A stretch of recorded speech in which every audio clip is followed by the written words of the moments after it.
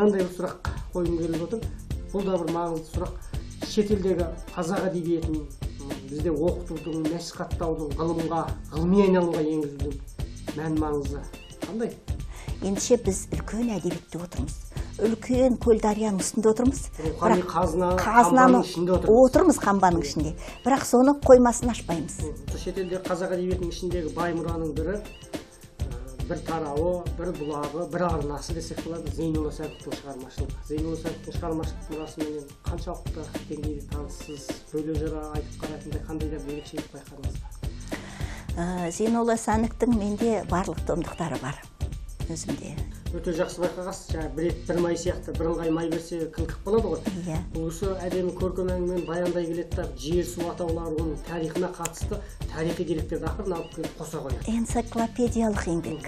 Менің білейін деп отырғаным, ұлттық мектеп дегенді сіз қалай түсінесіз? Ұлттық мектепті қалай құруға болады, қандай жолмен жетуге болады? Сіздің тәжірибеңізді, осы уақытқа дейінгі біліміңізді сарапқа сала отырып ойыңызды білгім келеді. Сосын жасыратыны жоқ, мынау гуманитарлық білім менен жаратылыстану бағытында біз көбірек жарыстарды да, жүлделерді тек жаратылыстану бағыттарына бағыттаймыз да. Гуманитарлық дүние бұл адамның барлық болмысын, тұлғаның өзін жасап атқан бағыт екеніне мән бермейміз. Шешендік өнер пәнін кіргізгенде де, жалпы осыдан сабақ бергенде де мен мұғалімдерді аяп отырамын. Мысалы, сен өзіңді тілмар үйірмесін жүргізіп жүрсің. Сен бір емес, бірнеше қабатты жұмыс жүргізіп жүрсің. Мен соны жүргізіп жүргеніңді, өзім жаным басқасыңда жүрмесем де біліп отырмын. Солай жүргізіп жүрген шығарсың. Себебі біріншіден балалардың танымымен мәтін таным деңгейін көтеріп алып отырсың. Таным деңгейін көтермейінше бала ол шешендікке келмейді. Екіншіден сен балалардың сөйлеу тілін дамытып отырсың. Сен өте дұрыс айтып отырсың. Ой табу, ой деген сөзді қайталап отырсың, рас айтып отырсың. Неге десең, бұл сөйлеу ғана емес, ол адамды интеллектуалдық зияттың жоғарылығын көрсетеді. Себеп тапқырлық керек. Шешендік тек қана сөйлеу емес. Ұлттық мектепте барлық интеллектуалдық жағынан балаларды дамыта отырып, шешендікті де қоса беру керек. Себеп бұл біздің ұлттық ерекшелігіміз. Ұлттық ерекшелік біздің шешендікте тұр. Айтысты басқа мемлекет әттең түсінбейді ау. Түсінсе тура таңғалар еді.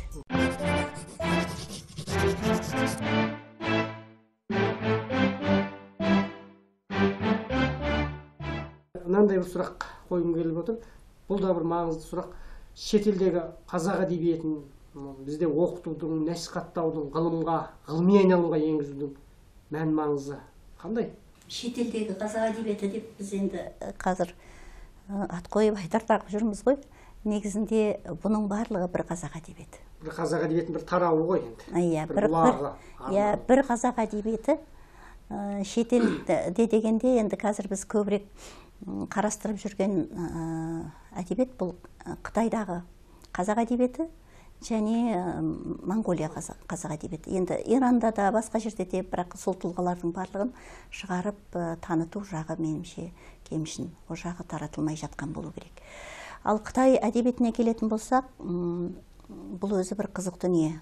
Біріншіден, Қытайдағы әдебиетті бұл біздің бұрынғы көне байырғы қазақ жерінде отырған, өзінің ата қонысында отырған ел ол.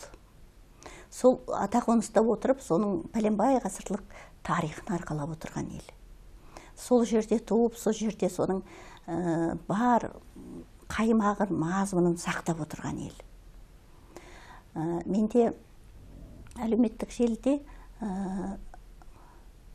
Байыт Қабанұлы деген Монғолия жерінде өмір сүретін бір Ерденет қаласында ғой деймін. Тұлға менен соның шығармашылығын кейде оқып пікір берген кездерім болды. Сол кезде менің байқағаным жалпы мына басқа елде отырған мен өзінің бұрынғы қазақ жерінде отырған мына Қытай қазақтарының әдебиеті Монғолия қазақтарының әдебиетінен әлдеқайда көп салалы. Менің бір аңғарғаным. Біріншіден көп салалы, екіншіден бұл әдебиеттер түгелімен қазақтың, мына өзіміздің төл әдебиеттің егер дүркіреп келіп сол елдің бәрі бізге келіп қайтадан осы әдебиетті жандандыратын, дамытатындай, қазіргі Қазақстан жерінде оған мүмкіндік әлдеқайда кеңірек қой енді. Солай болған жағдайда бұл біздің жалпы мына қазақ әдебиетінің қан тамырына қосылған бір жаңа бір жаңа бір ауа сияқты да. Ал осыған келген уақытта әдебиеттің өзі сол шетелдегі әдебиет деп отырғанымыздың қазір бізде бір кішкентай әдебиеттен бұлтарыстау, қалтарыстауға алып кететін жерлері көп. Олай болмаса керек, болмауы керек. Әрине бұған көп қамқорлық керек, жанашырлық керек. Неге? Біріншіден, бұл әдебиеттің мазмұнына назар аудару керек. Не бар бұл мазмұнда? Бұл тағдырлы қазақтың тарихы жатыр бұл жерде көп. Сол тарихтың өткені жатыр. Сол тарихтың барлық болмысы жатыр. Айталмаған, қазіргі біздің өзгерген кейбір заманда олардың соғалпы әдемі көркем тілі жатыр. Әдемі көркем әлемі жатыр. Сондықтан бұл әдебиетке жанашырлық керек. Әдебиет тұрып салт дәстүр, мәдениет, дүниетаным. Өзгермеген деп отырмын ғой, өзгермеген қалпы тұр. Өзгермеген мәдениеті, салт дәстүрі, тіпті мына жаңа мен айтқан құлық мәселелері деп отырмын ғой, қарым-қатынас мәселе. Ол да тұр, бәрі тұр. Сондықтан бұған үлкен жанашырлық керек. Енді жасыратын жоқ, бізде орта буында мына шетелдегі осы біздің әдебиетіміздің көбісі сыртта қалып қалады да, бұл мектеп баласы мұны оқымайды, біріншіден. Ал жоғарғы вузға келгенде де барлық таза филолог мамандар даярлап отқан жоғарғы оқу орындарының өзінде де бұл оқытылмай жүр. Қыздар педагогикалық университетінде Тұрсынбай Дәуітұлы деген замандасымыз осыдан бір оқулық жазды. Сол өзі арнайы бір элективті курс ретінде оқытып жүргенін көрдім мен. Темірхан Тебегенов ағамыз жазып Абай атындағы университетте ол кісі де кішкене оқытып жүретін, бірақ ол да бірде бар, бірде жоқ. Бірде жоқ, бірде бар, бірде жоқ. Таза филологиялық бағытта оқытатын вуздарда да бұл оқытылмайды. Неге? Оқытылмағаннан кейін ол жоқ, танымда жоқ. Танымда жоқ нәрсе жоққа тән дүние болып қалады. Сондықтан бұл бар болып тұрған дүниені жасыратын жоқ, біз көл-көсір әдебиетіміз бар еліміз. Көл-көсір. Біздің бір батырлар жырымыздың өзі бәленбай том болып шығып отыр. Ендеше біз үлкен әдебиетте отырмыз. Үлкен көл дарияның үстінде отырмыз. Қазынаның ішінде отырмыз, қамбаның ішінде. Бірақ соны қоймасын ашпаймыз. Жоқ. Кәдемізге жарата алмай отырмыз. Жұрттар жоқтан бар жасап, қолдан батыр жасап көтеруге. Мысалы, слово о полке Егорова деген мына өзі орыс ұлтына байланысты көп нәрсе кейінгі кезде негативті түрде айтылып жатыр ғой. Сол елдің өзі бізде бәленбай дастандар жататын болса, олар сол кішкентай ғана болмашы дүниесін Новгородта жазылған кейбір жазба материалдардың өзін үлкен дүние жасап отыр. Ол кішкентай-ақ былай қарағанда жәдігер. Ал бізде қаншама дүние жатыр. Ал әдебиетіміз қазір қаншалықты. Осыларды біз көп ескермей жатқан сияқтымыз. Оқытпай жатқан сияқтымыз. Оқыту керек, курстар ашылу керек. Енді бұл жерде мынадай тағы бір үлкен проблема туындайды. Біріншіден, әдебиеттің кезеңдеріне шағатын болсақ, 19 ғасыр әдебиетінде де бәленбай тұлға, 20 ғасыр әдебиетінде бәленбай тұлға. Балалардың соны оқып игеру кезеңі нашар. Неге? Мынау жапон мектептерінде жылына 200 кітап оқиды екен. Жылына. Біздің балаларымыздың оқу деңгейі мектепте қалыптаспай қалған. Содан келген уақытта жоғарғы мектепте Абай жолының өзін әрең оқып қабылдатып атады. Ал оқылмаған дүниеде таным жоқ қой. Сонда біздің оқу процесімізді, оқыту үдерісін жолға қоймайынша біздің бұл мұраларымыз игерілмей қала бере ме деп қорқамын. Дұрыс. Енді осы шетелдегі қазақ әдебиетінің ішіндегі бай мұраның бірі, бір тарауы, бір бұлағы, бір арнасы десек болады, Зейнолла Сәдіктің шығармашылығы. Зейнолла Сәдіктің шығармашылық мұрасымен қаншалықты деңгейде таныссыз, бөле жыра айтып қарайтындай қандай да бір ерекшелік байқадыңыз ба? Зейнолла Сәдіктің менде барлық томдықтары бар өзімде. Енді қазіргі уақытта барлығын оқып шықтым деп айтпай-ақ қояйын, бірақ Зейнолла Сәдік шығармаларында бір ерекше дүние бар. Жасыратын жоқ, біз тәуелсіздік алған соңғы 30 жылда бізде тарихи шығармалар көп жазыла бастады. Бұл түсінікті де. Себебі адам өзі жеке ел болғаннан кейін өзінің тамырына, өзегіне үңілді. біз кімбіз деген идея көп тұрды. Сосын біз кімбізді басқаға таныту мәселесі мақсатта тұрды. Сол жағынан келгенде бізде тарихи тар кезең роман, көп романдар, енді атамай ақ қояйын бәрінің атын. Көп романдар жазылып жатыр негізінде. Зейнолла Сановтың үлкен ерекшелігі, бұл кісі қазақтың өткеніне, болмысына, тарихына меніңше бүкіл ғұмырын арнады. Мен түсінгенде, ол кісінің шығармаларын қарағанда. Бұл кісі мына тәуелсіздік алған жылдарда емес, тіпті бұрыннан ақ өзінің қазақтың ұлттық құндылығы не, қазақ кім деген мәселеден келді ғой деймін. Соған келгенде ол кісінің Сергелдең романы, Басбай романы. Кейін Басбай романынан кейін бұл кісі Басбай туралы жазылған, енді ол кісі бір керемет үлкен тұлға ғой, мен санат болған, мықты адам болған ғой. Ол кісінің енді осы сол туралы аңыздардың өзін жинақтап бастыруы. Кейін Қабанбай тарихи роман жазуы. Осы романдарды жазған уақытта қазақтың сол өзінің тарихындағы қанша тұлғаларды атап өтеді. Әрине бір шығыс өңірі, шығыс Түркістан өңірі дейміз ғой енді. Осы өңірдегі өткен тұлғаларды атап өтеді. Бірақ соның ішінде Дәмежендер де бар, қаншама адамдар бар. Енді ол туралы ана Тағдыр романында біздің кім ағамыз ол кісі жазды. Қабдеш Жұматілов ағамыз ол кісі соңғы көште мысалы Тағдыр романын кейін жазды. Соларда да атап өтеді. Бірақ бұл сол адамдардың, сол кезеңнің, сол қазақы ортаның құндылықтарында, сол қазақ ортаның тарихи мәселелерінде, тарихты танығың келсе, тіпті кейде осы көркем шығармаларды оқу арқылы да өзіңді тануыңа болатын мүмкіндік жасап беріп отыр бұл кісілер.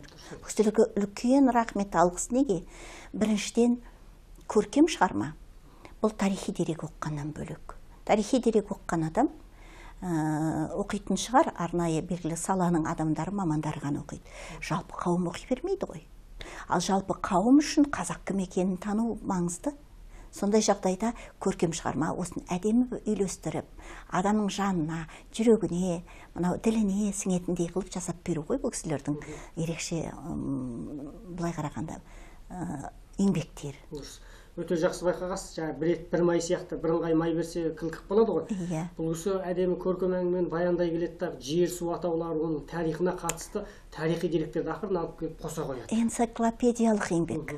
Бұл кісінікі энциклопедиялық еңбек. Не десең, бір жағынан тілі де тамаша, көркем. Жеткізу әдісі де тамаша, қарапайым. Мына бұрынғы қаламгерлерімізде енді осы бір баяндауды әдемі бір жеткізіп, баяншы дейді мынау шығармада. Бұл жердегі авторлар баяншылар көбірек. Мына наратор дейді, баяншы дейді, сосын актор дейді, автор дейді. Осындай бір авторлық тұлғаның өзінің бірнеше несі бар, қалпы бар өзін көрсететін. Бұл кісілер үлкен нараторлар. Әдемі баяндап жеткізушілер. Соны сіңірушілер адамға. Кіріп отқан адам өзіне еліктіріп тартып әкетушілер. Сосын мына жасыратыны жоқ, кезінде Бабырнама деген шығарманы оқыған уақытта осы шығарманың ерекшелігі неде дегенде, сол кезеңнің, мысалы, бәленші ғасырда жазылған шығарма ғой, сол шығармаларды оқып отқанда сол жерде қандай өсімдіктер өсті, қандай табиғи жерат су атаулары аталды, қандай дүниелер естілді. Соны мынау кейін бәленбай ғасыр өтіп өткеннен кейін оның құндылық несі сапасының арта түсетіндігін көрсететін сондай бір керемет үлкен жәдігер ғой. Бұл кісіде де осындай дүние бар. Дұрыс айтасыз, ана Құралайды көз қатқан мерген дегенде, мысалы, Құралай дегенге талдау ұстайды елдер, оны аң дейді, сөйтсек ол құс екен. Сол сияқты тұрақ тіркестердің мағынасын ашады, және сауда керуендері. Қай кезеңде басталды, Абылай ханның кезеңінде қалай болды, Құлжада сауда керуені. Кәдімгі сан сипыр деректерменен, тарихи деректерден алады. Ананы оқып отырғаннан көркем шығарма оқыдым деп ойлап отырып, тарихи сауатының қалай өскенін білмей қалады. Бұл жазушының өте бір шеберлігі. Мақсатынан туады. Жазушылық мақсат, яғни ол танымдық дүниесін кеңірек алғысы келіп отыр. Бұны енді басқа арнайы адам қайдан оқиды, осыдан оқымаса. Соны оқи отырып, бұл бірнеше танымдық сабақ алатындай қылып жасап отыр. Бұл автордың өзіндік бір дар ерекшелігі. Демек, осындай шығармаларды біз сіз айтып отырғандай мектеп оқулықтарына, жоғары оқу орындардағы арнайы оқытылатын пәндерге енгізе алсақ, онда біз қазақтың тұтастану тарихы мен қазақ әдебиетінің тұтастану тарихындағы бір керемет дүниелерді білер едік қой. Әрине, танымдық дүниесі, осы әдебиетті айтып отырмын ғой, бірнеше функциясы бар деп, сонда бұл да бұл маңызды дүние. Әсіресе тұлға танымдық, мәдени танымдық, Сосын этнотанымдық деген дүние тұр ғой. Танымның бірнеше қыры тұр ғой. Бірнеше саласы тұр. Жақсы, енді мынандай бір қызық тақырыпқа ауысқым келіп отыр. Соңғы кезеңдерде енді бір ұлттың оянуы шығар, және біздің кеткен кемшілік олқылықтарымызды түзеудің жолын қарастыру шығар, ұлттық мектеп құрсақ деген идеялар жиі айтылып жүр. Мысалы, Ахметжан Аятжан деген азамат ұлттық мектеп туралы жиналыстар өткізіп, өзінің лицейлеріне ұлттық лицей деген атау беріп, соны жүзеге асырудың жолдарын іздеп жатыр. Және жасыратын жоқ, мынау республикалық Абай атындағы мектеп-интернат мен жұмыс істейтін, осы алдағы уақытта Абай ұлттық мектебі болып өзгергелі жатыр. Бірақ бір нәрсеге, бір сұраққа жалпы өзім және көптеген замандастарым әлі жауап іздей алмай жатыр. Ол ұлттық мектеп деген не? Мен мына Мұхтар Әуезовтің мынандай бір сөзін оқыдым. Кез келген мектеп ұлт мектебі болу үшін екі діңгекке барып тіреледі дейді. Біреуі тілі, біреуі тарихы дейді. Бірақ мен ол екеуі толық бере алмайтын шығар деп ойлаймын. Себебі оған мәдениеті қосылмаса, оған өнері қосылмаса, ұлттық өнері, оған жаңағы ұлттық киімдері бар, ұлттық тағамдары қосылмаса, тағы да толық болмай қала ма деген ой бар. Менің білейін деп отырғаным, ұлттық мектеп дегенді сіз қалай түсінесіз? Ұлттық мектепті қалай құруға болады? Қандай жолмен жетуге болады? Сіздің тәжірибеңізді, осы уақытқа дейінгі біліміңізді сарапқа сала отырып ойыңызды білгім келеді. Меніңше сұрақты өзің қойдың, бірақ басын өзің жауап беріп отырсың сұрақтың өзіне. Ұлттық мектеп, мен енді жалпы мектеп бұл мемлекеттің бір саласы деймін. Мемлекеттің бір саясатының бір арнасы, бір мекемесі. Мемлекеттен тысқары болмайды. Мәселе мемлекет неге назар аударып отырда болады? Себебі білім беру үшін ұлттық білім, ұлттық құндылықтардан туындау керек, біріншіден. Ал ұлттық құндылықтың астында не жатыр дегенге назар аударамыз. Кейде біз осы құндылық, ұлттық құндылық деген ойларға бір тар мағынада қарайтын сияқтымыз. Қазақтың үкісін тағып көйлегін киіп шықса, ойбай мынау ұлттық. Ал енді оның астарында көрінбейтін, көзге көрінетін дүниесі, көрінбейтін қаншама дүние бар. Ұлттық дүниеде соның рухани әлемі де тұру керек қой, тек сыртқы формасы ғана емес. Біз форманы көп аламыз да, мазмұнға көп үңілмейміз. Көп, біздің қиындығымыз да осы, қасіретіміз де осында. Ұлттық мектеп бұл біздің өзіміздің мемлекеттік идеологиядан шығып тұру керек қой. Мемлекет қандай тұлғаны даярлағысы келеді. Сосын жасыратын жоқ, мынау гуманитарлық білім менен жаратылыстану бағытында біз көбірек жарыстарды да, жүлделерді тек жаратылыстану бағыттарына бағыттаймыз да. Гуманитарлық дүние бұл адамның барлық болмысын, тұлғаның өзін жасап атқан бағыт екеніне мән бермейміз. Мысалы, жаратылыстанудан мықты жүлделі оқушылар шығып жатсын. Қазір жасыратын жоқ, Назарбаев интеллектуалдық мектептерінде оқығандардың барлығы кейін болашаққа кетеді, содан барады шетелде жұмыс істеуді соны арман қылады. Басқа мемлекетке қызмет етеді. Ал өзіңнің еліңе қызмет етпесе, онда ол білім далаға кеткен дүние сияқты меніңше. Қаншама сен мемлекеттен қаржы бөлесің, қаншама дүние сыйлайсың, оқытасың оны, қаншама оқыту үшін адамдарға ақы төлейсің. Мемлекет қаншама шығын шығарып отыр ғой. Ал ол мемлекетке оралып, мемлекетке ол капитал түспейді. Инвестиция жоқ. Кез келген инвестиция, яғни балаға салынған дүние, білім беру саласына салынған дүниенің бәрі, бұл мемлекеттің дамуының инвестициясы. Біз балабақшадан бастап, орта мектептен бастап оқыту саласының барлығын мемлекетке жұмыс істеу үшін жасауымыз керек. Ендеше ұлттық мектеп ертең біздің тұлғамыздың қандай, мына қоғамның қай кірпіші болып қаланатынын түсінуіміз керек қой. Кімі болады бұл мемлекеттің ертең? Әкімі бола ма? Мемлекетте жоғал деп оның кімі болады? Бишігі бола ма? Әлде басқа дүниесі бола ма деген сияқты. Сонда ұлттық мемлекеттерде жіберіп отқан олқылықтар осы. Біз ана білім саласын реттей алмау арқылы көп жағдайда ұлттық мемлекетте, яғни ұлттық ертең кім боп жұмыс істейтініне назар аудармаймыз. Білім берсек болды дейміз. Жасыртын жоқ, менде мынадай бір қызық оқиға болды осы таяуда. Мен оқытып отқан білімімді ертең студентім кім болады дегеннен жауап беріп, соған бағыттап жұмыс істемесем, онда мен әшейін құмға суды құйғанмен бірдей болып шығамын. Егер мен оқытып отқан студент, яғни қазақ тілі мен әдебиеті пәнінің мектептегі мықты маманы болып шықпаса, онда далаға еңбек еткеніммен бірдей. Осыған назар аудармайды. Тағы бір мәселе бар. Мысалы, студенттер кейде бір сабақтан қиналып бірдеңе болып жатса, мен бәрі мұғалім болмаймын дейді. Егер мұғалім болмаса 4 жыл еңбекпенен қаншама қаражат ол неге алып отыр? Неге грант алып отыр оған? Мемлекет неге қанша қаражат жұмсап отыр? Сонда ұлттық мектептедегі принцип осы сияқты болу керек.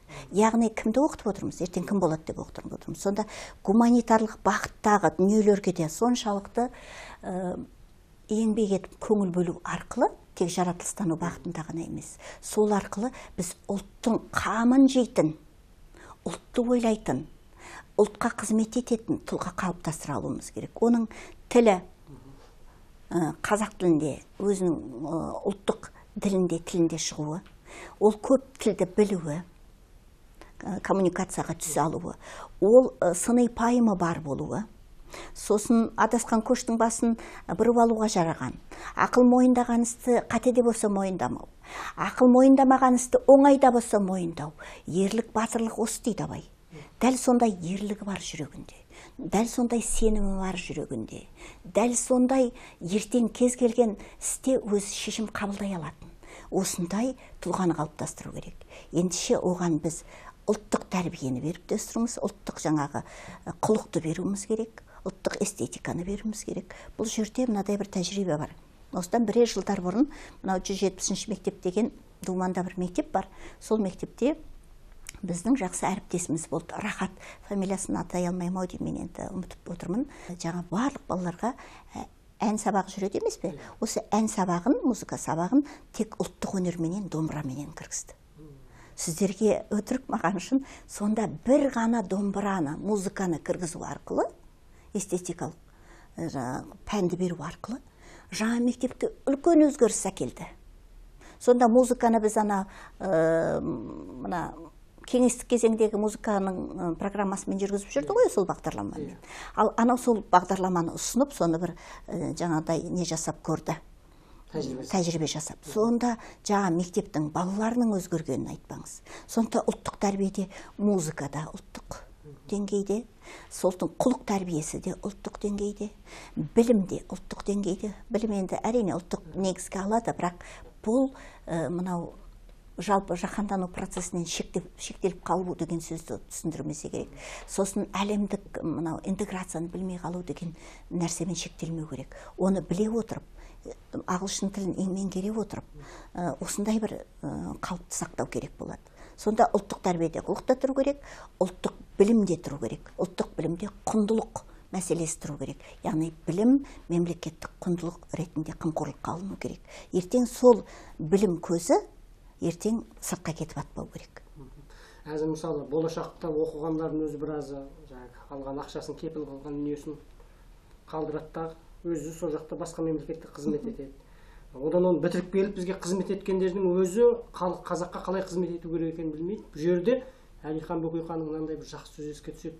Елдің тұрмысын, тілін, мінезін білмеген кісі көш басында алып жүре алмайды. Жүре алмай дұрыс айтасың. Міне қазір біздің көшіміздің ауып кетіп жатқаны, аударылып түсіп бара жатқаны бәрі осы елдің тұрмысын, тілін, мінезін, болмысын білмеуде. Білмеді. Демек сіз айтып отырған ұлттық мектепте осы дүниелерді біліп шықса, онда ол халыққа қызмет етеді. Халыққа қызмет етеді. Айналып келгенде Әл-Фарабидің тәрбиесіз берілген білім адамзаттың қас жауы дейтінгі. Ертең мысалы ол білімменен, ғылымменен жетістікке жеткенмен отанын, ұлттың мүддесін әп-сәтте бір дүниеге сата салуы, айырбастай салуы мүмкін ғой, егер ол жанашырлық болмаса деген. Абайда айтады осыны, пайда ойлама, ар ойла, талап қыла артық білуге.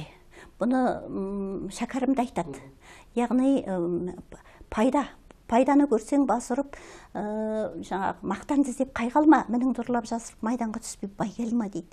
Майданға түсу балалардың. Сол майданда пайда емес көздеуі. Бұл өзінің ұлттық мәселесін көздеуі. Пайда жүрген жер қызық өзі. Мына Абайдың бір сөзін талдап, балалар әлгі талдайтын мәселесінде мынадай дүние бар. Сонша неге бұзылса, сартша сыртың дейді. Сартша сыртың бұзылу. Сарт деген ұлтты жамандап отқан жоқ Абай. Абай сарттық мінезді. яғни пайда көздеуді жамандап отыр. Пайда көздесең, онда сен онда мазмұның бөлек адамсың, екі жүзді боласың. Сонда сартша бұзылу біздің қазір қалпымызда тұр. Пайда қалай болса солай қалыпты болып кетті. Бұл енді қайта керісінше осыны насихаттау көбейіп кетті, нарықтық заманы деп. Сонда пайда ойлама, ар ойла. Ар ойлау деген екінің бірінде бар ма қазір? Ар деген адамның бар болмысы мазмұны емес пе? Мысалы, алаш зиялыларында да сөз бар, мысалы. Халыққа қызмет ету ол білімнен емес, мінезден дейді. Қызмет ету білімнен емес, мінезден дейді ғой. Бөкейханов енді ол ұлттық көсемі болған адам ғой. Ол осыны айтып отыр ендеше. Осындай адам керек бізге.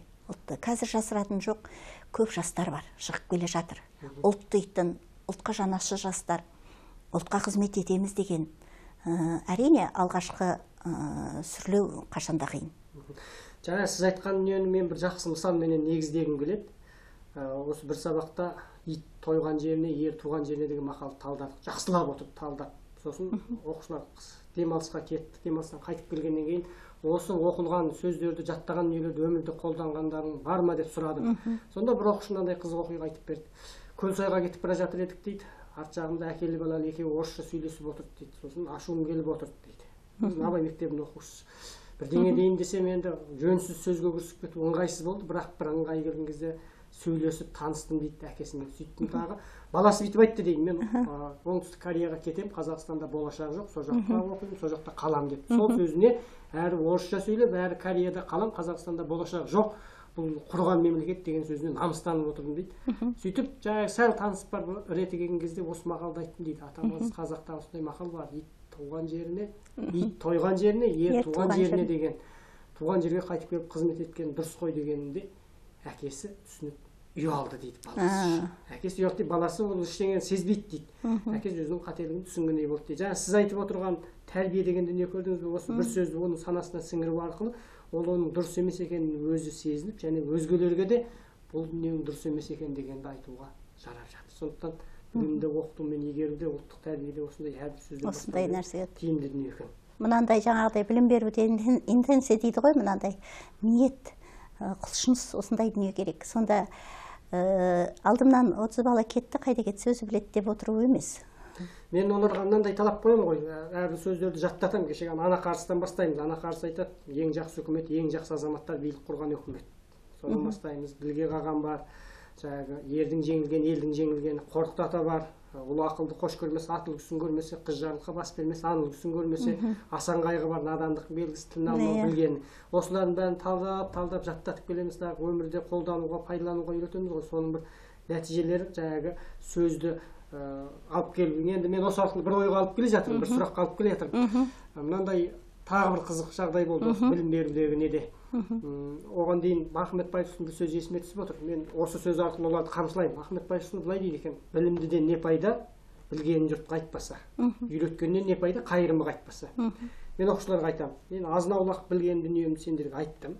Менің мойнымнан борыш түсті. Енді қайтымы қайда?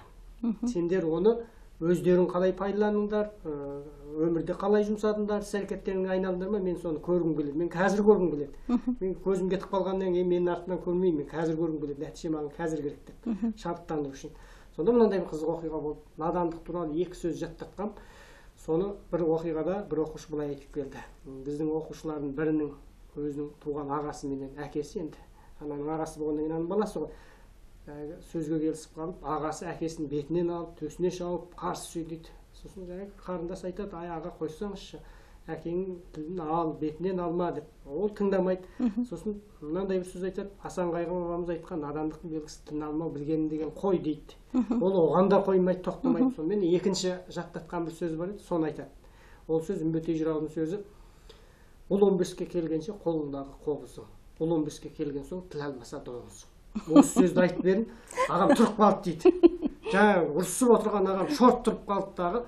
Сол жерден сәл ойланды дағы, әкемнен кешірім сұрап, ана өзінің қателігін мойындап, екеуі ымыраға келді дейді. Оқушының айтқаны, мына кешегі бабалардың сөзі бүгінде белгілі бір қақтығыс қайшылықтарды шешудің жолы екен. Әрине. Деп жаңа ризашылығын білдіріп келді. Одан кейін тағы бір мысал болды. Бір оқушы автобуспенен ауылына кетіп бара жатады.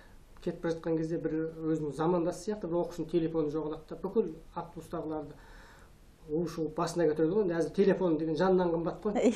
Содан бәрі мазасызданып қайда кетті, кім алды деп, сонымен әлгі бала келіп ананың арқасынан қағып, ай бауырым, жігіт қой, қорқытатам айтқан бас аман болса бөрік табылады деген, жаның аман болса телефон табылады деп айттым дейді. Сонда ана бала бағана айғай шу шығарып отырған бала тоқтап тыныштала қалды дейді. Ана сөзге тоқтап түсінді. Ағай, бүгінгі күнде де сөзге тоқтайтын, түсінетін адамдар бар екен, мына сөздерді өмірде қолдану тиімді екен деп жатыр. Жаңа сіз айтып отырған білімді өмірде қолдану дегеннің бір дүниесі ғой. Енді осыны айта келіп, менің сізге қойайын деген сұрағым, мынау өзімнің жаныма жақын, сіздің табиғатыңызға бұрыннан жақын, өзіңіз оқулық құрастырған шешендік өнерді мектептер мен жоғары оқу орындарында оқытудың маңызы, соның әдісіне қатысты пікіріңізді білдіріңіз. Жаңа сен осы мысалды айтып отырғанда бір нәрсеге бір жағынан ойланып отырмын. Ол сөзді, жаңағы сөзге тоқтау үшін сөзді түсіну керек. Яғни ол айтқан адамдардың бәрі сөзді біледі екен деп, осы күні осындай бір қызық, былай қарағанда абсурд, әрине, қазақтың өз сөзін түсінбейтін жағдайға келіп отыр ғой. Абайдың өзіне тілмаш жалдаймыз. Себебі Абайға тілмаш керек болып қалды. Абайды тікелей оқып түсінбей, оған жаңағы не болып отырмыз ғой. Иә, түсіндірме емес, ол мұғалімнің өзі кейде бір көпір болып қалып отыр ғой, тілмаш болып отыруға Абайды түсіндіру үшін. Сонда қазіргі проблемамыз біздің сол осы болып отыр, яғни сөз түсінбеуден. Ал шешендік өнер бұл сөздің ең биік үлгісі. Шешендік биік үлгісі ғой, ең жоғарғы үлгісі.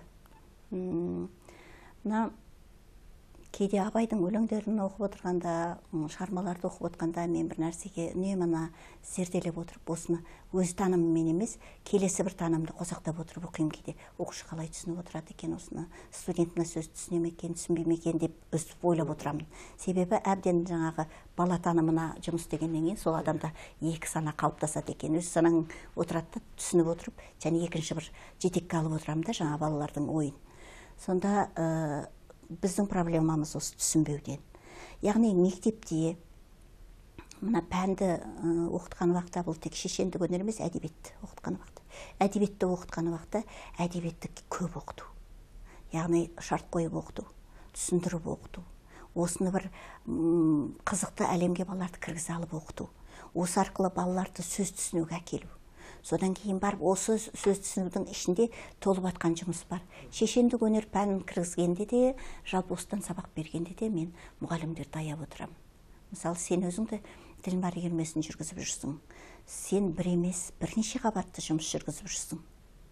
Мен соны жүргізіп жүргеніңді, өзім жаным басқасыңда жүрмесем де біліп отырмын. Солай жүргізіп жүрген шығарсың деп. Себебі біріншіден сен балалардың танымымен мәтін таным деңгейін көтеріп алып отырсың. Таным деңгейін көтермейінше бала, ол шешендікке келмейді. Екіншіден сен балалардың сөйлеу тілін дамытып отырсың. Бірінші сөйлеу тілін дамытып алу керек балалардың. Өзі топ алдында сөйлеуге қалыптасу керек бала. Айтатын ойын еркін айтуға қалыптасу керек. Сосын біздің мына ұлтымызда керемет бір қасиет бар.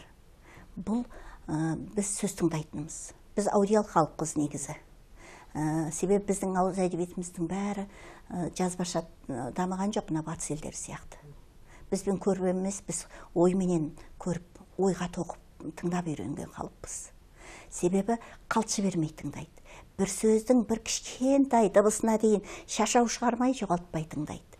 Соны тыңдап отырады да, сосын айтыс болып атқан кезде, бір жырлар оқылып атқан кезде, соған ілесе отырып, рахаттанып күліп отыратын халықпыз. Мына Ананың анасы деген Ғабит Мүсіреповтің тамаша шығармасы бар. Сонда әңгімеші бірнеше адам бар өзі. Сол әңгіме айтып отырған адамның бізді кезінде іргеде отырып, сол сөздің бәрін тыңдай беретін едік дейтіні бар, иә? 80-дегі қарт Айтылес қарттың әңгімесі ғой. Тоқи беретін едік дейді. Тыңдай бермейді, тоқи беретін едік дейді. Сонда адамның тоқуы болып тұр ғой миға. Сонда біздің бала қазір сөз тыңдай ма? Абайды айтады. Жақсы адамның сөзін ескеріп жүрген адам өзі де есті болады. Әлгі есті адамның, есті кісілердің сөзін ескеріп жүрген адам. Соны сөз тыңдаудан шығады. Қазір бала сөз тыңдай ма? Қазір бала гаджетке қарайды да бітті алақ жолаң. Гаджетті алып қойсаң ойсыз көз алаңдайды. осы сияқты. Сонда жақсы шешендік өнерді, Ділмарды жақсы ұйымдастырып атсың, жақсы жүргізіп атсың, себебі сенің почва дейді ғой, мына негізгі топырақ, негізің бар. Неге? Сен дарынды балаларды жинаған мектепте осы жұмысты жүргізе алып отырсың. Ал қалған мектепте әдебиеттің өзін қазақша аударып беріп оқытып отқан мектептер бар.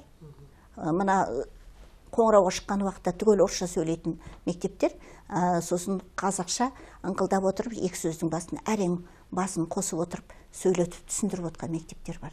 Бұны жоқ демейміз, бұл бар, өкініштісі. Бар болып отырмыз. Яғни, олардан шешендік шығара аламыз ба?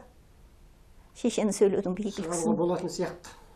Ол үшін көп жұмыс істеу керек. Көп еңбекпен. Көп еңбекпен, рас айтасың. Ендеше бізде осы еңбек жетіспейді. Яғни бала сөзді түсіну керек, сөйлеу дағдысы түсіну керек, тыңдау дағдысы түсіну керек, балалардың қаптасу керек. Тыңдау дағдысы да маңызды. Сөзді тыңдау, яғни оны айтуға да жолбасшы. Яғни кезінде сөз тыңдап отырған ғой халық. Сосын қалшы бермей отырады, сосын барып өзінің уәжін айтады. Сосын айтатын сөздің өзінің жеткізе алу шешендіктің техникасы бар. Тыңдарман адамды өзінің сөзіне үйіту бар. Сөзде себебі қуат бар. Сөзде магия бар. Сөздің қуатын кезінде болатқан Абылқасымов деген кісі біздің ұстазымыз болды, әріптесім болды әрі. Сол кісі мына сөз магиясы туралы зерттеді.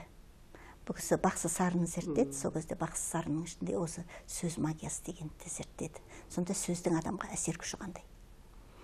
Сосын мына айтылған сөз атылған оқ дейді. Сөз, кез келген сөз, ол сөздің ішінде өзінің бір қуаты болады. Қаламгерлер осы сөз қуатын қолданады көп жағдайда. Ендеше сөйлеушінің да сөзінің аузында дәмі мен нәрі болу керек, қуаты болу керек, сөз қуатын дұрыс қолдана алу керек. Бұл да жаңағы негізгі қаруды дұрыс қолдана білу сияқты дүние. Сондықтан шешендіктің осындай толып атқан сөйлеудің техникасында үйрену керек қой адам. Сол арқылы қалыптасу керек. Ал шешендік өнерді жасау үшін бірден әлгі бірақ секіріп шығам деп, бірақ қарғып түсем деп, мертігеді жатады, сөйтіп Құдай атады дейді. Абайдың сөзі бар еді. Бірақ секіріп шығу емес мәселе. Мәселе, мысалы, еңбектемеген балаға жүгір демейсің. Жүрген баланы ғана жүгіртесің. Сол сияқты ғой, бірінші еңбектенуден басталу керек. Еңбектену, кітапты оқыту. Еңбектену, сөзді түсіну. Еңбектену, осы қазақы болмысты оқу. Сөздің қадірін түсіну. Осыдан кейін барып, сосын ептеп жүгірте бересің. Сонда бағдарламаны да осылай құру керек. Сосын шешендікке, шешендік өнер деген үйірмені 5-ші сыныптан кіргізіп тастағанын қаламаймын. Шешендік өнер жоғарғы сынып болу керек. Оған дейін жаңа сөйлеу әдебі, немесе дұрыс сөйлеу дағдысын қалыптастыру үйірмелері болу керек. Содан кейін барып шешендікке кіру керек деп ойлаймын. Дұрыс, мына үйірменің де мақсаты сол. Шешендік сөз өнері пәнін сабақта жалпыға бірдей өтіп, үйірмеде осыған қызығушыларды іріктеп алып, одан кейін белгілі бір көшбасшыларды қалыптастыру керек қой. Біріншіден осы шешендік сайысты өзіңіз бақылап жүргендей, біз бұрын мысалы дайын дүниелерменен жұмыс істеуді үйрететінбіз. Қазір осы жыл шешендік байқауына сіз келе алмадыңыз. Біз дайын дүниеден тыс аяқ астынан тақырыппенен тығырыққа тірейтін сұрақтарды беріп, содан жол табу жолын қарастырып жатырмыз. Егер біз бірден осыны берген болсақ, онда көп артқа бұрып кетіп қалатын еді. Себебі ол жоғары деңгей, қиын деңгей ғой. Оған жету үшін аналарды еңбектеп, ана басқыштардан өтіп, енді маған не керек? Мен бәрін жеңдім, тағы маған бір дүние керек па деген кезде бар. Сіздің алдыңыздан ал енді сөз тапқыштық, ой тапқыштық, жол тапқыштық қабілет сізді күтіп тұр. Үлкен деңгейге сіз жақындадыңыз. Ал осыған жете аласыз ба дегенге қазір біз мектептің оқушыларын алып келе жатырмыз. Енді осы жолда сіздің де оған қосқан үлесіңіз, ақыл кеңесіңіз зор. Алдағы уақыттағы байқауларда, мысалы студенттер арасында байқауларында деңгейін біз осылай көтеруге тиіспіз. Себебі шешендік деген енді бар дүниені жаттап алып, дайын тақырыппен шыға салу емес қой. Мәселе қиыннан қиыстырып, ой табу, жол табу, сөз табу, ой ұшқырлық, жан-жақты білімділікті көрсете білу. Сондықтан біз қазір 2-ші деңгейден өтіп, 3-ші деңгейге қарай. Яғни шешендікті көрсететін, шын шешендік көрсететін деңгейге қарай. Сен өте дұрыс айтып отырсың. Ой табу, ой деген сөзді қайталап отырсың, рас айтып отырсың. Неге десең, бұл сөйлеу ғана емес, ол адамды интеллектуалдық зиятын, мынау зияттың жоғарылығын көрсетеді. Себеп тапқырлық керек. шешендік тек қана сөйлеу емес. Кейбіреулер шешендікті әлгі қызыл сөзді сапыру деп. О, қызыл сөз, қазақ оны қызыл сөз деген. Қызыл сөз ол нысанаға тимейді. Құлашын амалдап шығып кететін кейбір бір сәттерде шығып кететін жол ғана.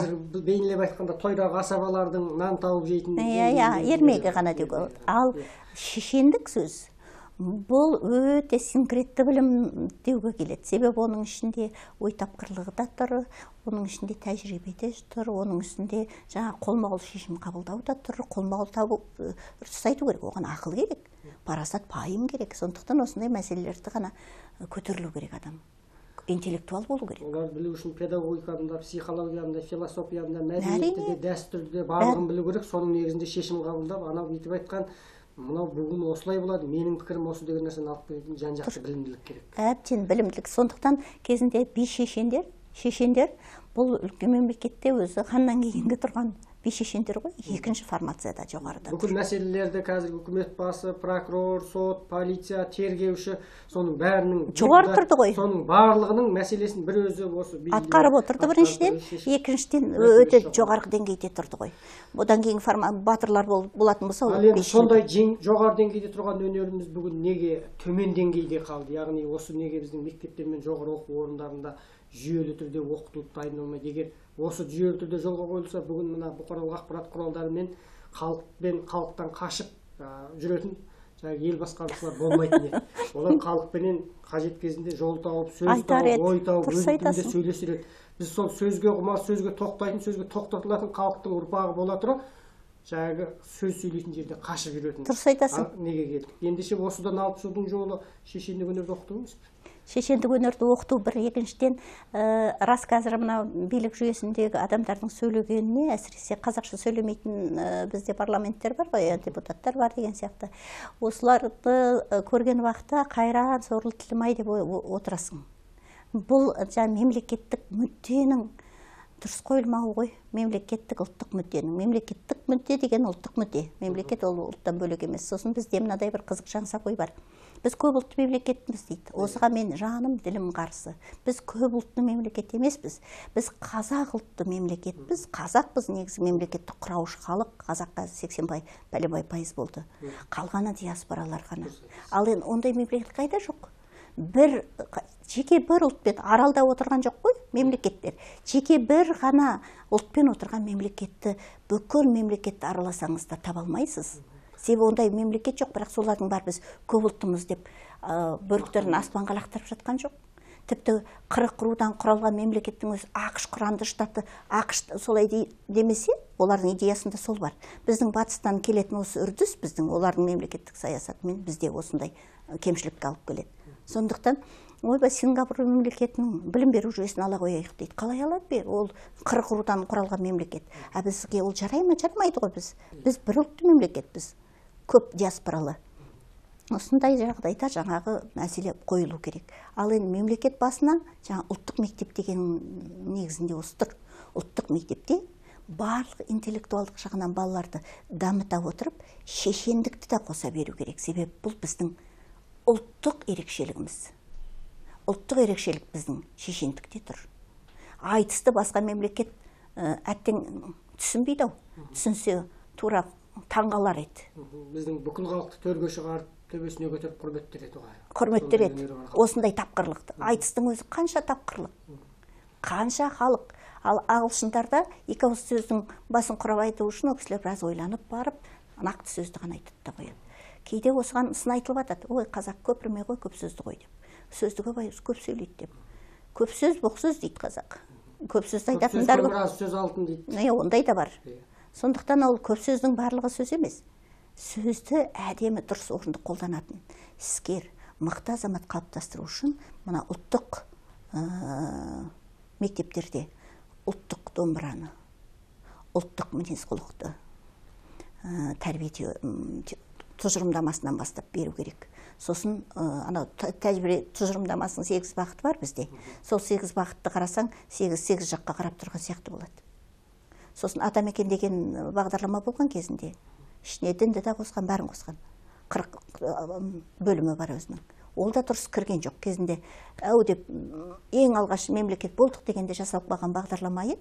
Содан кейін сол бағдарлама қайтып өңделген жоқ. Мысалы, дәл сол сияқты тұжырымдамадан бастап, тәрбие тұжырымдамасы, білім тұжырымдамасынан бастап ұлттық негіздерге құрылу керек болады. Сонда барлық мектеп шешендікті тәрбиелеуге қауқарлы ма, қауқарлы емес па? Осыған назар аудару керек. Барлық мектеп болмаса да гуманитарлық мектептердің негізгі жоғары деңгейінде шешендік өнер тұру керек қой. Көрдіңіз бе?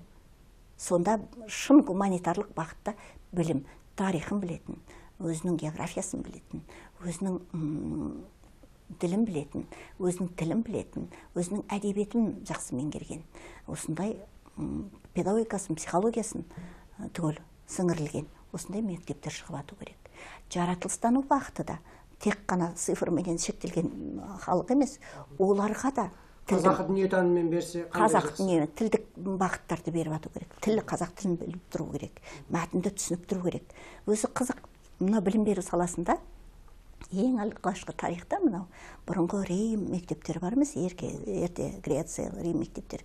Осыларда риторика деген пән, мына арифметикамен бірге риторика деген пән оқытылған ғой. Риторика сонда адамның барлық болмысын қалыптастыратын пән болған ғой. Көрдіңіз бе? Біз осыны сырып тастап адам жасағымыз келеді. Біздің заманымызға дейін 5-ші ғасырларда сол грек Рим жерлерінде ритор деп атайды екен, шешендікке дайындайды. Олар өте құрметті екен. Кәдімгі президентті қалай құрметтесе, оны солай құрметтеген екен. Орта ғасырлардан бастап жоғары оқу орындарында кәдімгі арнайы міндетті пән енгізілген. Сондықтан да енді батыстан Америкада көріп жатасыздар, президенттік сайлау кезеңінде тікелей эфирде телесайыстар болып жатады, сағаттап. Соны қорықпай шығады. Әрине ол жерде барлық жағынан дайын болу керек қой. Біздің де болашақ президенттеріміз жаңағы халыққа тікелей эфирде тағы басқа да сондай қорықпай шыға алатын болса, сонда біздің ұлттың болмысы, ұлттың дүниетанымы ашылған болар еді. Ділмәр үйірмесінің жұмыстарын білесіз бе, бақылайсыз ба? Көрдім, Ділмәр үйірмесінің жұмыстарын өзің шақырған уақытта барып жүрмін. Кейін балалардың сұхбаттарын тыңдадым. Сосын бір тамаша кітап шыққан екен таяуда. Дарынның Ділмәрлары деген атауы. Соның ішіндегі біраз мәтіндерді оқып шықтым, қарап шықтым. Көңіліңізден шықты ма? Тамаша, тәуір келе жатқан балалар бар екен, қуандырады. Бұл еңбек негізі. Бұл еңбектің адам кейде көп еңбек етеді ғой бір нәрсе шығару үшін. Оның астарында қанша еңбек жатқаны байқалды. Себебі екінің бірі дәл осылай балаларға ойыңды жаза қойшы десе жаза бермейді. Жазар енді әртүрлі деңгейде жазады ғой, түк жазбайды деуге болмайды. Академиялық жазылым қазір мектептерден де қалыптастыру мәселелері көп көтеріліп жүр ғой. Жазады, бірақ әдемі үйлестіріп жазу, қиюластырып келтіру, қисын табу, осы мәселелер бар екен. Соған қарағанда бұл еңбек Ділмәрдің үйірмесінің жақсы жұмысын көрсетеді. Қандай бағыт бағдар бересіз? Ұсыныс айтасыз? Меніңше жаңа шешендік үйірмелерге байланысты осыны айттым ау деймін. Енді белгілі бір деңгейге көтеріп алдың балаларды, енді тоқтатпау керексің. Әсіресе мына ситуациялық мәселелерде балаларға көп салып отырып, осындай бір талқылар жүргізу керек сияқты көбірек. Тапқырдың табу үшін. Ал сонымен қоса жазылымды тастамау керек. Жазылым үздіксіз болып отыру керек.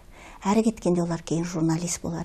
Әрі кеткенде бұл қоғамның үлкен проблемаларын көтеріп жүретін адамдар болар, блогер болар, кім болғанда да. Бірақ бұлар көзі қарақты саналы азаматтар болып қалыптасады деп ойлаймын. Сондықтан жүргізу керек. Еңбегің жансын. Негізі болады. Ұлттық негіз. Мектепке бір арнайы керек дүние болайын деп тұр. Тағы бір өзекті мәселе бұл біздің мына ғылым саласында. Ғылымға мемлекеттік деңгейде көңіл бөлу, ғалымдарымызды әспеттеу деген мәселе. Кешегі кеңестік кезеңде қалай дегенмен де үлкен бір ғылым қалыптасқан еді. Ғалымдар болған еді. Солардың мектебін жалғастырып жаңғыртсақ, бүгін бізден де мықты ғалымдардың шығып жатқаны анық. Олардың біраз шетелге кетіп жатқаны да анық. Енді осы ғылым саласына көңіл бөлу қазір кішкене жақсырақ деп жатыр. Бөлек министрлік болып, ғылым саласына қандай қамқорлық керек, қандай мәселелерді шешу керек?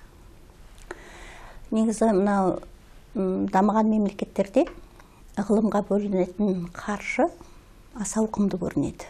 Біздің пайыздық көрсеткішіміз, енді нақты мен тура айтпаспын, бірақ төмен.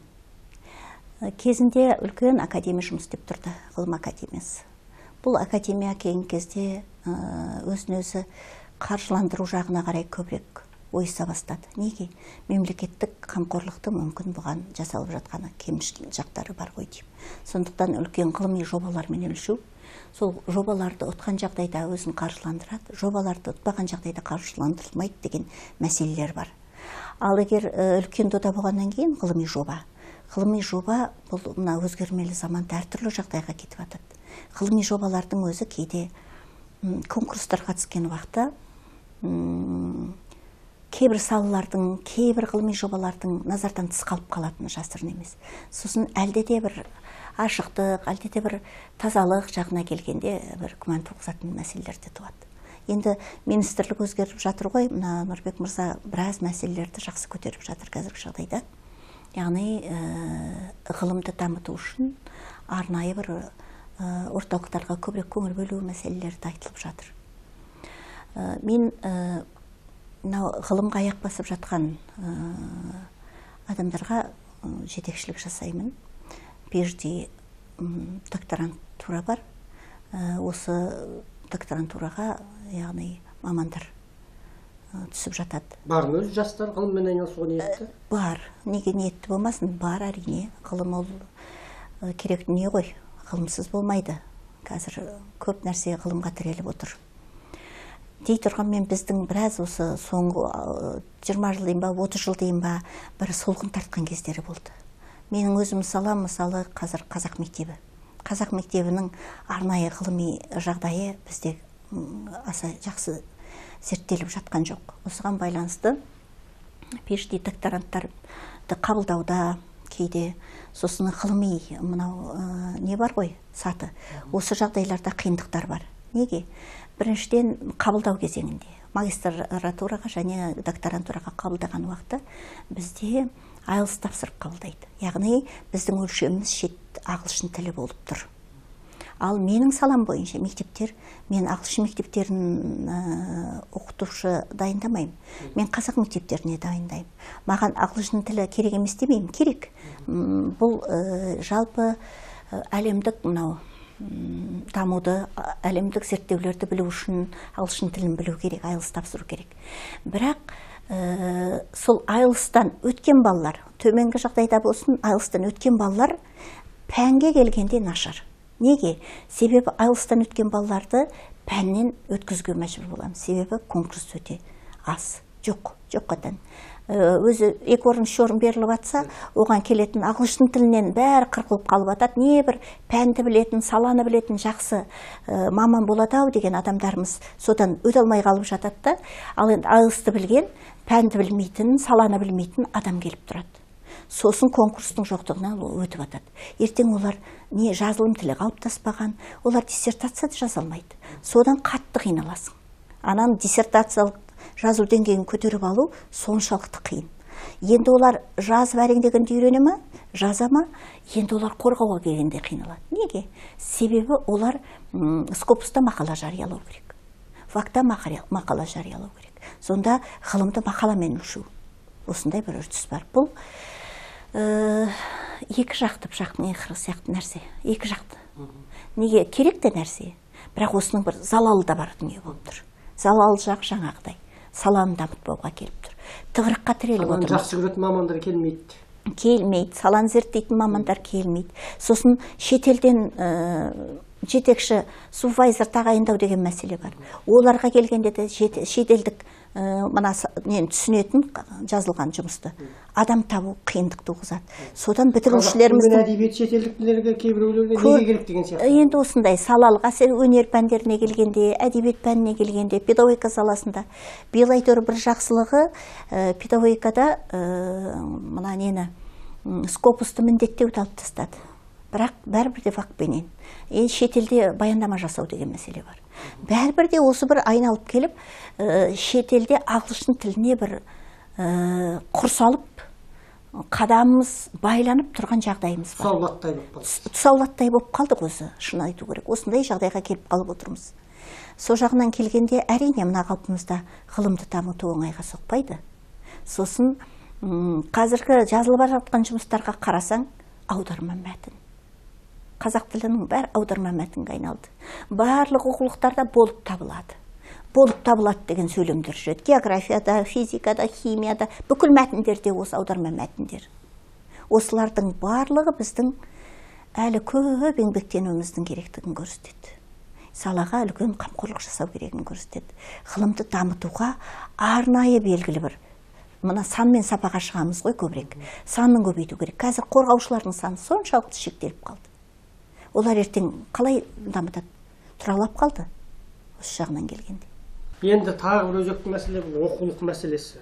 Ондаған жылдар бойы осы мәселеменен айналысып жатқандар, осы мәселені сынға алып жатқандар, бірақ түзелмей жату деген дүние бар. Оқулықтың сапасын, мазмұнын қашан қайтып түзейміз? Бір түзелетін ыңғай бар сияқты ма? Өзіңізде сол оқулық авторларының ішінде сіз бір жақсы жаққа бейімделуді байқайсыз? Жаңартылған мазмұнда оқулықтар шыққан уақытта біз функционалдылық білім беруді дегенді кішкене атүсті түсіндік. Мұғалімдеріміз де осыған дайындықпен келмеген сияқты. Содан бекен сабақ беру процесіне де, мысалы мен практиканттарға барып атқанда сабақтарға кіріп отырам, сол кезде мұғалімдердің бергенінен де, бәрінен де қарап отырсам, көп жағдайда көңілді көншітпейтін дүниелер бар. Неге десеңіз, біріншіден әлі де мәтінді мазмұндаумен, шығарманың фабуласын айтумен осындай шектелу бар. Енді оқулықтарға келетін болсақ, мен осы жаңартылған мазмұндағы оқулықтардың авторлығында жоқпын. Болмайын деген жоқпын. Жалпы оқулық қалай жазылғанын, авторлар қалай таңдалғанын шын айту керек, мен білген жоқпын. Түсінбей де қалдым. Қалай таңдалды? Себебі құқықтың бары баспаларға берілді да, баспа өзінің авторменен келісім шартқа отырып, өздері шеше беретін болды. Мына мемлекеттік осындай үлкен жауапты мәселені, бала оқыту мәселесіне келгенде, баспаларға берудің бір үлкен қиындықтары осында. Бұл мемлекеттік, білмеймін, басқа мемлекет. Мемлекеттің немқұрайлы қарауы ма? Ол мүмкін емес нәрсені жасап алды. Мүмкін емес дүниені жасады. Сонда оқулықтар жазылған уақытта, енді мен Арманованы, мектеп баспасын, Атамұра баспасын, Көкжиек баспасы бар, біраз баспалардың шыққан оқулықтарды сарапшы болдым. Сонда пікірді жаздым. Сарапшылыққа келді, сол кезде жаздым. Мына бағанада айттым ғой, мына білім жүйесін, Блум таксономиясын жүйелеп беру, тапсырмаларды осылай жүйелеп кіргізу. Бұл кішкентай ғана мәтінді қиып беріп, соған 12-14 тапсырма беру бар. Сол тапсырмалардың барлығында мәтіннің өзін түсінуге, сосын мәтіндегі баланың қабылдау, восприятие дейді ғой, осыны сезінуге берілген. Тапсырма жоққа тән оқулықтарда. Бұл таңғалдырады өзі. Сонда біз бұрыннан анау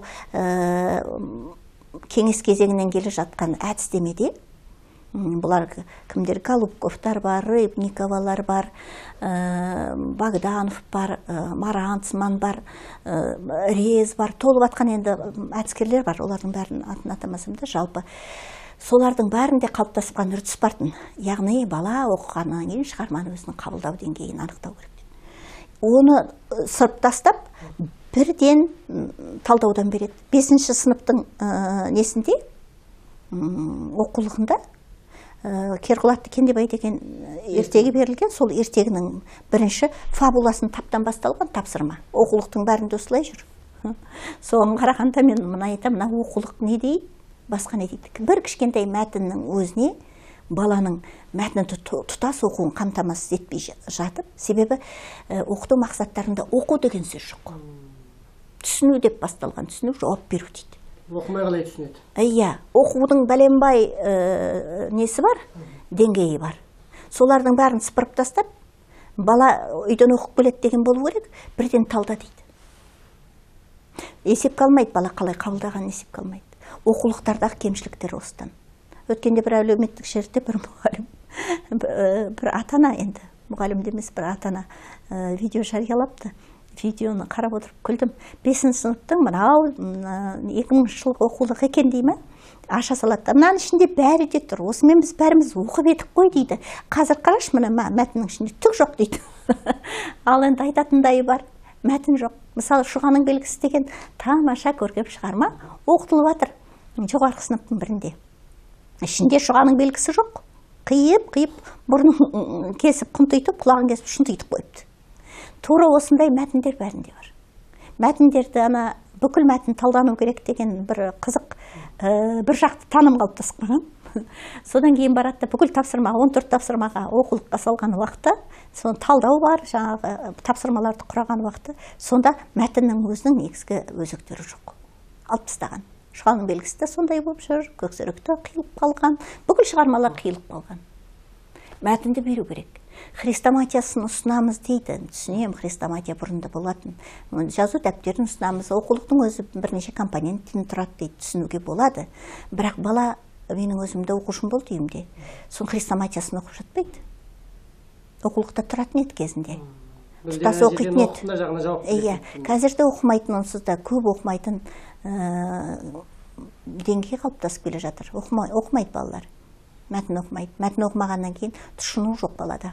Мәтінге тұшынбағаннан кейін оқулықтарда тапсырма жаңағыдай.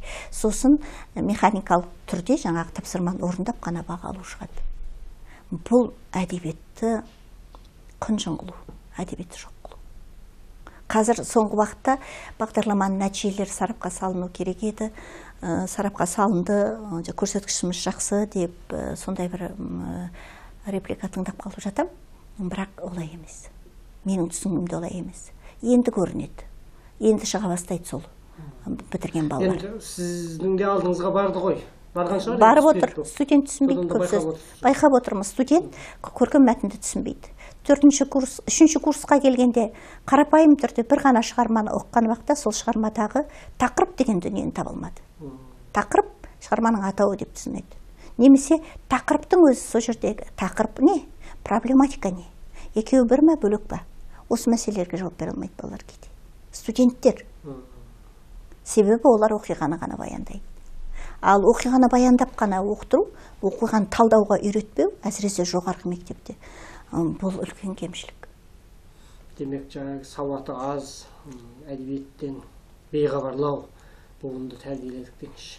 Кім біледі, енді көріне жатады бұның бәрі, шығады енді. Байқап тұр ғой. Өзіңді мектепте жүрген шығарсың, енді өзіңді байқап жүрген шығарсың. Мен жоғары мектепте бұны өзім аңғарып отырмын. Рахмет, Берек апай, бүгін біраз мәселелерді және оның шешу жолдары қалай қалыптасқаны туралы сұрақтарға жауап іздедік. Бұл енді сізбенен болатын сұхбаттың біріншісі және соңғысы емес. Алдағы уақытта да басқа мәселелер төңірегінде тағы да бүкпесіз әңгіме құратын боламыз. Уақыт беріп, көңіл бөліп келгеніңізге рахмет. Сұхбат көңіліңізден шықты ма? Рахмет, жақсы, көп мәселелерді көтердің. Шамамыздың келгенше сізбен біздің мақсатымыз айтар ойымызды көпшілікке жеткізу. Болмаса біреу осы ойдан пайдалы ойда сенің сұрақтарың менің ойымда жүрген, көкейімде жүрген көп нәрселерді қозғады. Әлде де көп таратып айтуға болатын дүние бар енді, бірақ ауыз өсіміздікі болғанмен уақыт Құдайдың өтесінде. Бұл мәселелерге тағы бір айналып келетін боламыз. Сонымен сұхбатымызды осыған аяқтайық. Бүкпесіз әңгіменің бүгінгі шығарылымын шәкәрім Құдайбердіұлының білімнің мақсаты ар ілімін игеру дейтін тағылымы мол сөзімен түйіндейін. Тоқетері көп оқысақ та, қанша жетістікке, атаққа, мәнсапқа жетсек те, қандай жетістікке жетсек те ардан аттамайық. Ұлттық құндылықтарды ата-баба аманатын ұмытпайық, ұлықтайық.